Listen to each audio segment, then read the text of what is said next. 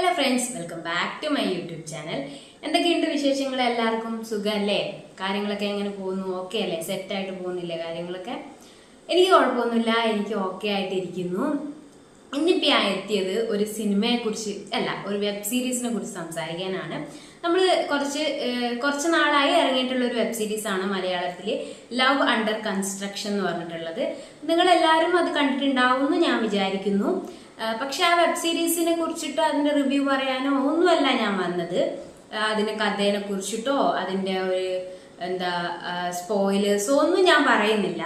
പക്ഷെ ചിലപ്പം ഞാൻ പറയുന്നതിൽ കുറച്ച് കഥയുടെ കാര്യങ്ങൾ ഉണ്ടായേക്കാം, പക്ഷെ സ്പോയിലേഴ്സ് ആയിട്ട് പറയില്ല. ഞാൻ കഥയെ കുറിച്ച് ഞാൻ പറയേയില്ല. ഇതിൽ മെയിനായിട്ട് ഈ കഥ എന്ന് പറയുന്നത് ലവ് അണ്ടർ കൺസ്ട്രക്ഷൻ എന്ന് പറയുന്ന ആ ഒരു പേരിൽ തന്നെ നമുക്ക് ഒരു ഡൗട്ട് വന്നേക്കാം, എന്താണ് അങ്ങനെ ഒരു പേര്.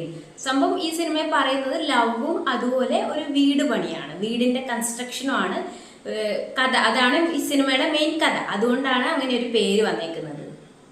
ഇതിൽ വിനോദ് എന്ന് പറഞ്ഞ ക്യാരക്ടറാണ് നീരജ് മാധവ് ചെയ്യുന്നത്. അതുപോലെ ഗൗരി കെ കിഷൻ എന്ന് പറഞ്ഞിട്ടുള്ള ആക്ട്രസ് ഗൗരി എന്ന് പറഞ്ഞ ക്യാരക്ടറാണ് ചെയ്യുന്നത്. ഇവരാണ് ഈ വെബ് സീരീസിലെ മെയിൻ ക്യാരക്ടർ ചെയ്യുന്നത്. പിന്നെ പത്മനാഭൻ എന്ന് പറഞ്ഞിട്ടുള്ള പപ്പേട്ടൻ എന്ന് വിളിക്കുന്ന ഒരു ക്യാരക്ടർ ചെയ്യുന്ന അജു വർഗീസ് ആണ്. അതുപോലെ ലിസി എന്ന് പറഞ്ഞിട്ടുള്ള ക്യാരക്ടർ ചെയ്യുന്നത് ആൻ സലീം എന്ന് പറഞ്ഞ ആക്ട്രസ് ആണ്. നമുക്ക് എല്ലാവർക്കും അറിയുന്ന ഒരു ആക്ട്രസ് ആണ് അവര്. അപ്പൊ എല്ലാവരും നല്ല രീതിയിൽ കൈകാര്യം ചെയ്തിട്ടുണ്ട്. നല്ല രീതിയിലുള്ള ഒരു വെബ് സീരീസ് തന്നെയാണ്. നമുക്ക് വൺ ടൈം വാച്ചബിൾ ആയിട്ടുള്ള ഒരു വെബ് സീരീസ് ആയിട്ടാണ് എനിക്ക് തോന്നുന്നത്. ബ്രില്യൻ്റ് എന്നൊന്നും പറയാൻ പറ്റില്ല, നമുക്ക് കണ്ടിരിക്കാം, നമുക്കിങ്ങനെ ബോറടിക്കാതെ കണ്ടിരിക്കാം, ഒരു തവണ കണ്ടിരിക്കാൻ പറ്റിയ ഒരു വെബ് സീരീസ് ആണ്. ഇപ്പൊ ഞാൻ വെബ് സീരീസിന്റെ റിവ്യൂ ഒന്നും അല്ല പറയുന്നതെന്ന് പറഞ്ഞപ്പോൾ നിങ്ങൾ ചിന്തിക്കുന്നുണ്ടാവും എന്താണ് പറയാൻ പോകുന്നത്. ഞാൻ ഈ സിനിമയിലെ ക്യാരക്ടേഴ്സിനെ കുറിച്ചിട്ടും അതുപോലെ ഈ സിനിമയുടെ ക്യാരക്ടേഴ്സ് നമുക്ക് എങ്ങനെ മനസ്സിലാക്കാം, അതിന്റെ ഒരു തിരക്കഥാകൃത്ത് എന്താണ് ആ ക്യാരക്ടേഴ്സിലൂടെ ആ ഒരു കഥയിലൂടെ നമ്മളോട് പറയാൻ ശ്രമിച്ചത്, എനിക്ക് മനസ്സിലായ കാര്യമാണ് ഞാൻ നിങ്ങളോട് പറയുന്നത്. മെയിനായിട്ട് ഈ മൂവിയിൽ പറയുന്നത് ലവ് ആണെങ്കിലും ഡിഫറെന്റ് ടൈപ്പ് ഓഫ് ലവിനെ കുറിച്ച് സംസാരിക്കുന്നുണ്ട്. അതായത് ഒരു കപ്പിളിന്റെ ലവിനെ കുറിച്ചിട്ടും വേറൊരു കപ്പിളിന്റെ, രണ്ട് കപ്പിളിന്റെ ലവിനെ കുറിച്ച് സംസാരിക്കുന്നുണ്ട്. അതൊക്കെ ആ ഒരു ഫ്ലോയിൽ അങ്ങ് നടന്നു പോകുന്നുണ്ട്, അതിനെ കുറിച്ചൊന്നും നമ്മൾ പറയുന്നില്ല. പക്ഷെ ഇതിലെ മെയിൻ ലവ് കഴിഞ്ഞാൽ അതുപോലെ ലവിന്റെ പോലെ തന്നെ ഇമ്പോർട്ടന്റ് ആയ ഒരു ഏരിയ എന്ന് പറയുന്നത് വീട് പണിയാണ്. ആ വീട് പണിയിൽ നമ്മൾ മെയിനായിട്ട് എനിക്ക് മനസ്സിലായ ഒരു കാര്യം എന്താന്ന് വെച്ച് കഴിഞ്ഞാല്, നമ്മൾ നോക്കിയും കണ്ടും പണിയെടുക്കുക, അതാണ് മനസ്സിലായ കാര്യം എന്ന് വെച്ച് കഴിഞ്ഞാല്. എന്താന്ന് വെച്ചാല് നമുക്ക് കുറെ ആഗ്രഹങ്ങൾ ഉണ്ടാവാം. നമ്മൾ ചിലപ്പോൾ ഒരു താഴേക്കിടയിൽ നിന്ന് ഒരു വീടൊന്നും ഇല്ലാതെ കഷ്ടപ്പെട്ട് വളർന്നിട്ടുള്ള ആളാവാം. നമ്മൾ വളർന്ന് വന്നു കഴിഞ്ഞ് നമ്മളൊരു ലെവലിൽ എത്തിക്കഴിഞ്ഞ് ഒരു ജോബൊക്കെ കിട്ടി ഒന്ന് സെറ്റിലായി എന്ന് നമുക്ക് തോന്നിക്കഴിഞ്ഞാൽ നമ്മളൊരു വീട് വെച്ചേക്കാം. ചിലർ വെക്കും, എല്ലാത്തരും വെക്കില്ല. അങ്ങനെ വെക്കുന്നുണ്ടെങ്കിൽ തന്നെ അതൊരിക്കലും നമ്മൾ നോക്കിയും കണ്ടും മാത്രമേ അത് നമ്മൾ ചെലവാക്കാൻ വേണ്ടി പാടുള്ളൂ എന്നുള്ളതാണ് എനിക്ക് ഇതിനകത്ത് മെയിനായിട്ട് മനസ്സിലാക്കിയ ഒരു കാര്യം. നമുക്കിങ്ങനെ ബുദ്ധിമുട്ടുണ്ടായത് കൊണ്ട് തന്നെ, വീടില്ലാത്തതിന്റെ വാടക വീട്ടിൽ താമസിച്ചതിന്റെ ബുദ്ധിമുട്ടുണ്ടായത് കൊണ്ട് തന്നെ നമുക്ക് ഒരു വീട് എടുക്കുക എന്ന് പറയുമ്പോൾ നമുക്ക് എല്ലാവരും ഈ കല്യാണം കഴിച്ച എക്സ്പീരിയൻസ് ഇല്ല എന്ന് പറയുന്ന പോലെ തന്നെയാണല്ലോ വീട് പണിയിൽ. എല്ലാവരും കുറേ വീടൊന്നും വെക്കുന്നില്ല. കോൺട്രാക്ടേഴ്സ് ഒക്കെ കുറേ വീട് വെക്കുന്നുണ്ട്. അവര് ചിലപ്പോൾ അവർക്ക് വേണ്ടിയിട്ട് ഒരു വീട് വെക്കുന്നുണ്ടാവും, ചിലപ്പോൾ വേറെ വെക്കുന്നുണ്ടാവും. പിന്നെ വലിയ സെലിബ്രിറ്റീസ് ഒക്കെ കുറെ വീട് വെക്കുന്നുണ്ടാവും. പക്ഷെ നമ്മളെ പോലത്തെ സാധാരണക്കാരൊക്കെ എന്ന് പറയുന്നത് നമ്മുടെ ലൈഫിൽ നമ്മളൊരു വീടാണ് മെയിനായിട്ട് വെക്കുന്നത്. അപ്പോൾ നമുക്കതിൽ എക്സ്പീരിയൻസ് ഇല്ല. നമ്മൾ ഓൾറെഡി ഒരു വീട് വെച്ചിട്ടുള്ള എക്സ്പീരിയൻസും കാര്യങ്ങളൊന്നും ഇല്ല. നമ്മൾ വായിച്ചതും നമ്മൾ കേട്ടതും നമ്മൾ കണ്ടതും നമ്മുടെ ആരെങ്കിലും പറഞ്ഞതും നമ്മൾ റിസർച്ച് ചെയ്തതും കാര്യങ്ങളൊക്കെ വെച്ചിട്ടുള്ള എക്സ്പീരിയൻസ് വെച്ചിട്ടാണ് നമ്മളൊരു വീട് എടുക്കുന്നത്. അപ്പൊ വീടെടുക്കുമ്പോൾ നമുക്ക് ഭയങ്കര ഒരു ഇതായിരിക്കും, അങ്ങനെ വേണം, ഇങ്ങനെ വേണം, അത് വേണം, ഇത് വേണം, അങ്ങനെ കുറെ നമുക്ക് ആഗ്രഹങ്ങളായിരിക്കും. ആഗ്രഹങ്ങൾക്കൊന്നും തെറ്റില്ല, നമുക്കത് എഫോർഡ് ചെയ്യാൻ പറ്റുന്നതാണെങ്കിൽ നമുക്ക് എഫോർഡ് ചെയ്യാം. പക്ഷെ ഞാൻ പറഞ്ഞു വരുന്നത് എന്താന്ന് വെച്ച് കഴിഞ്ഞാൽ, ഇതിലെ ക്യാരക്ടർ ആരാന്ന് ഞാൻ പറയുന്നില്ല. ഇതിലെ ക്യാരക്ടർ അച്ഛനും അമ്മയുടെ ആഗ്രഹപ്രകാരമാണ് വീട് വെക്കുന്നത്. അച്ഛനും അമ്മയും വാടകക്കായിരുന്നു. അവർ കുഞ്ഞിലെ അവർക്ക് വീട് നഷ്ടപ്പെട്ടാണ് വാടകക്കാണ് താമസിക്കുന്നത്. അപ്പൊ ആ വാടകയ്ക്ക് താമസിക്കുമ്പോൾ അച്ഛനും അമ്മേനോട് വീട് നഷ്ടപ്പെട്ട സമയത്ത് പറഞ്ഞിട്ടുണ്ടായിരുന്നു, അച്ഛനും അമ്മയെ ഞാൻ പഠിച്ച് ജോലിയൊക്കെ ആയിക്കഴിഞ്ഞാൽ ഒരു വീട് വെച്ച് തരും നിങ്ങൾക്ക് എന്നുള്ള രീതിയിൽ പറഞ്ഞിട്ടുണ്ടായിരുന്നു. അപ്പൊ ആ ഒരു ഇത് വെച്ചിട്ടാണ് അവൻ ഒരു സെറ്റ് ആയതിനു ശേഷം വീട് വെക്കാൻ തുടങ്ങിയത്. വീട് വെക്കാൻ തുടങ്ങിയെന്ന് പറഞ്ഞു കഴിഞ്ഞാൽ ആ ഒരു കഥയിലൂടെ നമുക്ക് മനസ്സിലായത് യാതൊരുവിധ പ്ലാനിങ്ങും ഇല്ലാതെയാണ് വീട് വെക്കാൻ തുടങ്ങിയത്. to Z അതിൻ്റെ ഫൗണ്ടേഷൻ ഇടുന്നത് മുതൽ നമ്മൾ വീടിൻ്റെ ഇൻറ്റീരിയേഴ്സ് ഫുള്ള് ടോട്ടലി ഇതാക്കുന്നത് കഴിയുന്നത് വരെ നമുക്ക് കറക്റ്റ് പ്ലാനിങ് ഉണ്ടായിരിക്കണം. പ്ലാനിങ് ഉണ്ടാവണം എന്ന് പറഞ്ഞു കഴിഞ്ഞാൽ അത് നമ്മുടെ കയ്യിൽ നിൽക്കുന്ന കാര്യം. കാരണം എന്ന് വെച്ചാൽ നമ്മൾ ലോൺ എടുത്തിട്ടാണ് വീട് വെക്കുന്നത്, നമ്മുടെ കയ്യിലെ പൈസ ഇട്ടിട്ടാണ് വീട് വെക്കുന്നത്. അപ്പം നമുക്ക് ഇങ്ങനെ പ്ലാനിങ് വേണം. ഇതിങ്ങനെ ചെയ്യണം, ഇത്രയും എമൗണ്ട് ഇവിടെ ചിലവാണ്, ഇങ്ങനത്തെ മെറ്റീരിയൽസ് എടുക്കണം, അങ്ങനെ ചെയ്യണം, ഇങ്ങനെ ചെയ്യണം എന്നുള്ള ഒരു പ്ലാനിങ് നമുക്ക് ഉണ്ടാവണം. ചിലപ്പോൾ നമ്മുടെ പ്ലാനിങ്ങിൻ്റെ പുറത്ത് പോകും, അത് ഷുവറായിട്ടും പോകും. കാരണം നമ്മളൊരു 20 ലക്ഷത്തിൻ്റെയോ 30 ലക്ഷത്തിൻ്റെയോ വീടെടുക്കാൻ വിചാരിച്ചാൽ ചിലപ്പോൾ 50 ലക്ഷത്തിൻ്റെ ആവും. കാരണം എന്താ വെച്ചാൽ അത്രയും ഓരോ സിറ്റുവേഷൻ കാരണം അങ്ങനെ ഓരോ കാരണങ്ങൾ കൊണ്ട് അതിൻ്റെ ബഡ്ജറ്റ് കൂടി വരും. അതൊന്നും അല്ല ഞാൻ പറയുന്നത്. നമുക്ക് പക്ഷെ ഒരു പ്ലാൻ ഉണ്ടാവണം. ഒരു വീട് എടുക്കുക എന്ന് പറയുന്നത്, ഞാൻ വീടെടുത്തിട്ട് എക്സ്പീരിയൻസ് ആയ വലിയ ആളൊന്നും അല്ല, ഞാൻ അതിൽ മനസ്സിലായ കാര്യമാണ് ഞാൻ നിങ്ങളോട് പറയുന്നത്. അപ്പോൾ അങ്ങനെ ഒരു പ്ലാൻ ഉണ്ടാവണം എന്നുള്ളത് എനിക്ക് തോന്നി. കാരണം ആ ഒരു സിനിമയിൽ തീരെ പ്ലാൻ ഇല്ലാതെയാണ് കാര്യങ്ങൾ പോകുന്നത്. ആ ക്യാരക്ടറിനോട് അമ്മ വിളിച്ചിട്ട് പറയാണ്, മോനെ ഈ ടൈല് വേണ്ട, ഇത് ഗ്രാനൈറ്റ് എടുക്കാം, ഇതെടുക്കട്ടെ അതെടുക്കട്ടെ എന്ന് പറയുമ്പം എല്ലാത്തിനും മോൻ ഓക്കെ അമ്മേൻ്റെ ഇഷ്ടം എന്ന് പറഞ്ഞിട്ട് അത് വിടുവാണ്. അങ്ങനെ വിട്ട് കഴിഞ്ഞാൽ ഒരിക്കലും നമ്മളെ കയ്യിൽ നിൽക്കില്ല. ഈ സാധനം കയ്യിൽ നിൽക്കില്ല എന്ന് പറഞ്ഞാൽ നമ്മളൊരു പ്ലാൻ ചെയ്ത് നമ്മളൊരു ബഡ്ജറ്റ് ഇട്ട് നമ്മളെ ആ ഒരു സ്ട്രക്ചറിൽ പോയാൽ മാത്രമേ നമുക്ക് ആ ഒരു ഇത് കറക്റ്റായിട്ട് എത്തിച്ച് നിർത്താൻ പറ്റുള്ളൂ.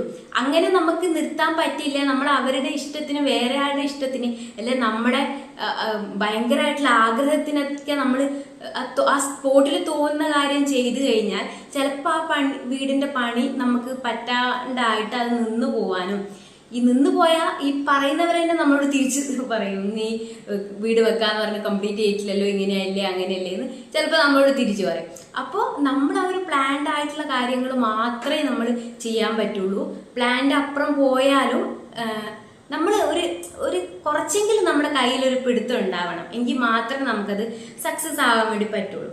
പിന്നെയെന്ന് വെച്ച് കഴിഞ്ഞാൽ എനിക്ക് പറയാനുള്ളത്, ഒരു അച്ഛനും അമ്മക്കും വീടെടുത്ത് കൊടുക്കേണ്ടത് ഒരിക്കലും മക്കളുടെ ഉത്തരവാദിത്തമായിട്ട് എനിക്ക് തോന്നിയിട്ടില്ല. കാരണം എന്ന് വെച്ചാൽ ഒരു അച്ഛനും അമ്മ മീൻസ് അവരൊരു കപ്പിളായി അവർ ഭൂമിയിലേക്ക് കൊണ്ടുവരുവാണ് ഒരു കുട്ടീനെ. ആ കുട്ടീനെ കൊണ്ടുവരുന്നത് അവരാഗ്രഹിച്ചിട്ടാണ്. ആ കുട്ടി ആഗ്രഹിച്ചിട്ടല്ല ഭൂമിയിലേക്ക് വരുന്നത്, ഇവരാഗ്രഹിച്ച് ഞങ്ങൾക്കൊരു മക്കൾ വേണം, അല്ല ഒരു കുട്ടി വേണം, ഇങ്ങനെ വേണം, അങ്ങനെ വേണം എന്ന് അവർ ആഗ്രഹിച്ചിട്ടാണ് ആ കുട്ടീനെ ഭൂമിയിലേക്ക് കൊണ്ടുവരുന്നത്. അപ്പോൾ ആ കുട്ടീനെ നോക്കേണ്ടതും ആ കുട്ടിക്ക് എഡ്യൂക്കേഷൻ കൊടുക്കേണ്ടതും ആ കുട്ടിക്ക് വേണ്ട ഷെൽട്ടർ, ബേസിക് ആയിട്ടുള്ള സാധനമാണ് ഫുഡ്, ഷെൽട്ടർ, എഡ്യൂക്കേഷൻ, ഇങ്ങനത്തെ കാര്യങ്ങൾ. ആ ഷെൽട്ടറിൽ പെടുന്ന കാര്യമാണ് വീട് എന്നുള്ളത്. പിന്നെ ഫുഡ്, അതുപോലെ എഡ്യൂക്കേഷൻ, ഈ ബേസിക് ആയിട്ടുള്ള കാര്യങ്ങൾ ചെയ്തു കൊടുക്കേണ്ട ഉത്തരവാദിത്വം അച്ഛനും അമ്മക്കാണ്.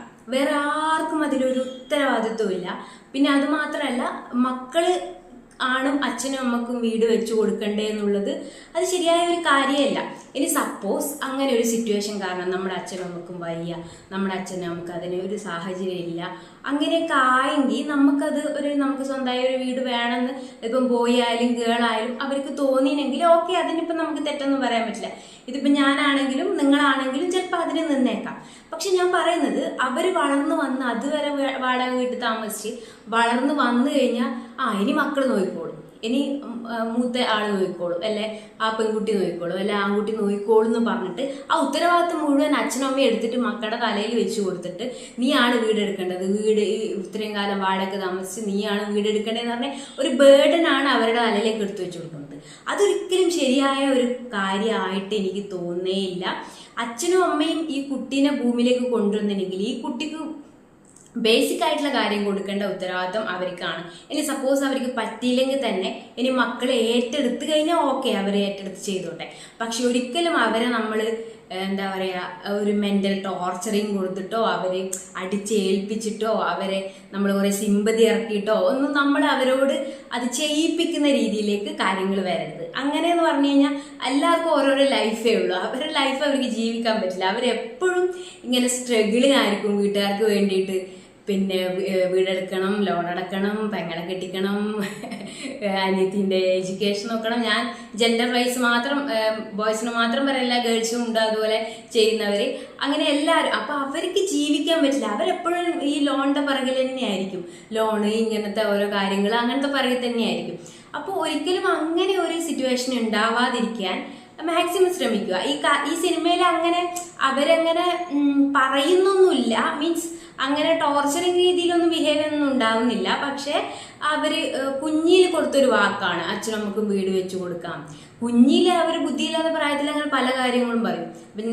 അങ്ങനെ പറഞ്ഞെന്ന് വെച്ചാൽ അത് നമുക്ക് ആ ഒരു ടൈം ആകുമ്പോഴത്തേക്ക് നമ്മൾ അത് എന്തായാലും ചെയ്തേ പറ്റുള്ളൂ എന്നുള്ള നമ്മുടെ തലയിൽ ഒരു ബാധ്യത വരാൻ പാടില്ല.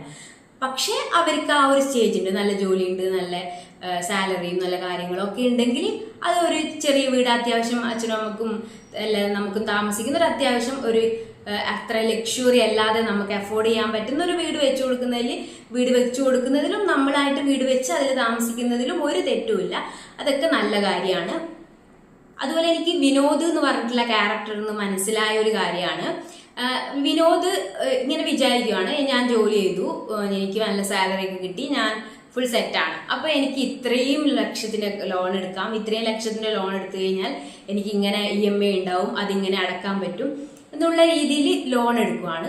പെട്ടെന്ന് ഒരു നിമിഷത്തിൽ നമ്മൾ പ്രതീക്ഷിക്കാതെ നമുക്ക് ജോലി പോവാണ്, നമ്മൾ ഭയങ്കര തകർന്നു പോകും. കാരണം നമ്മൾ ചിലവരുടെയൊക്കെ അവർക്കൊരു 50,000 സാലറി ആണെങ്കിൽ ചിലപ്പോൾ 20,000, 30,000, 40,000 അവരുടെ EMI ആയിരിക്കും.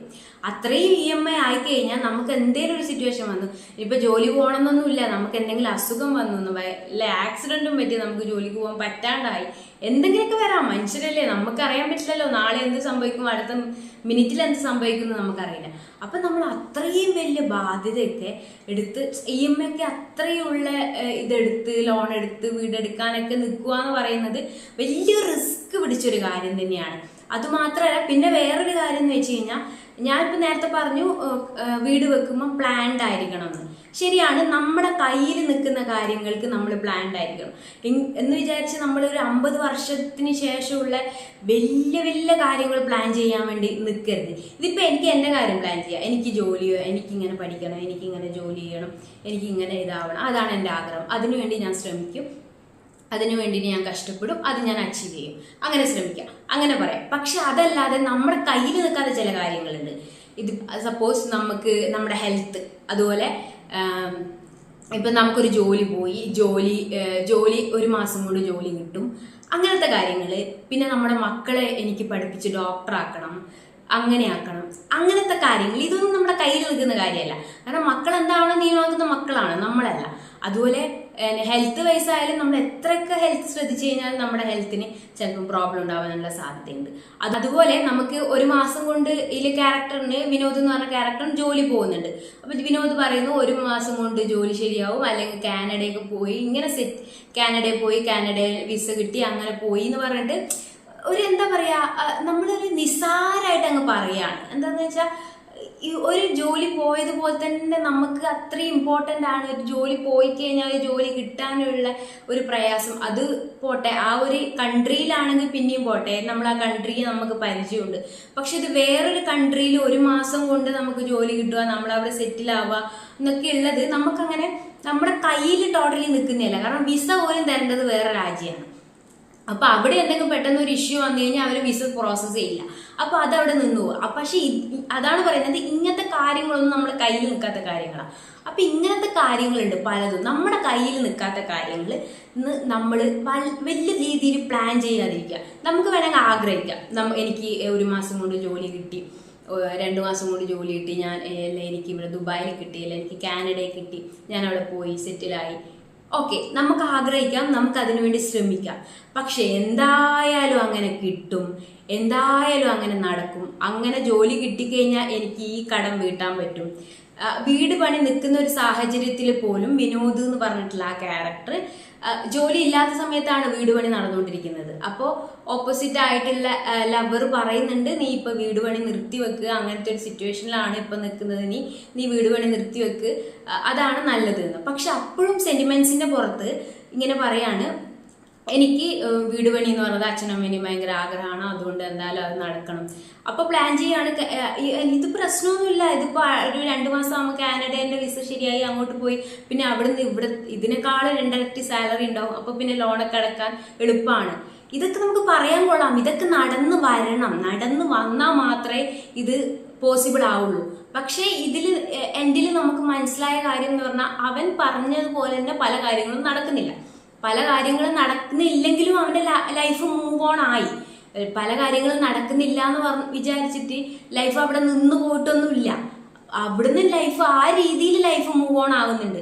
അതുകൊണ്ടാണ് നമ്മൾ പറയുന്നത്, നമ്മൾ വല്ലാതെ അങ്ങ് നമ്മുടെ കയ്യിൽ നിൽക്കാത്ത തരത്തിലുള്ള കാര്യങ്ങളൊന്നും നമ്മൾ പ്ലാൻ ചെയ്യാൻ വേണ്ടി പാടില്ല. അത് നമുക്ക് ഭയങ്കര ബുദ്ധിമുട്ടാണ് ഉണ്ടാക്കുക.